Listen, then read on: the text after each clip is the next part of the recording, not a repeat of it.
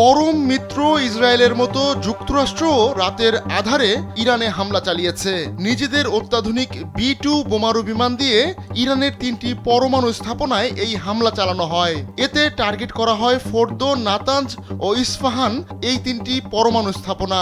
তবে এই হামলা চালাতে মার্কিন পার্লামেন্ট কংগ্রেসের অনুমতি নেননি দেশটির প্রেসিডেন্ট ডোনাল্ড ট্রাম্প। এ নিয়ে ক্ষোভ প্রকাশ করে সামাজিক যোগাযোগ মাধ্যম এক্সে একটি পোস্ট করেছেন যুক্তরাষ্ট্রের একজন আইন প্রণেতা রোহিত খান্না। ডেমোক্রেটিক দলীয় এই আইন প্রণেতা ক্যালিফোর্নিয়া থেকে নির্বাচিত প্রতিনিধি পরিষদের সদস্য। এক্স পোস্টে রোহিত খান্না লিখেন, এই মুহূর্তে আমাদের ওয়াশিংটন ডিসিতে ফিরে যেতে হবে। RICL TMX, যুগের পর যুগ স্থাপনা থাকে মজবুত। মধ্যপ্রাচ্যের আরেকটি অন্তহীন যুদ্ধে আমেরিকাকে টেনে নেওয়া ঠেকাতে প্রতিনিধি থমাস ম্যাসি ও আমার যুদ্ধ ক্ষমতা প্রস্তাবে ভোট দিতে হবে। এর আগে ট্রাম্প জানান, আমেরিকার যুদ্ধবিমান ইরানের 3টি পারমাণবিক স্থাপনায় সফলভাবে বোমা হামলা চালিয়েছে। হামলার লক্ষ্য ছিল ফোর্দো, নাতাঞ্জ ও ইস্পাহান।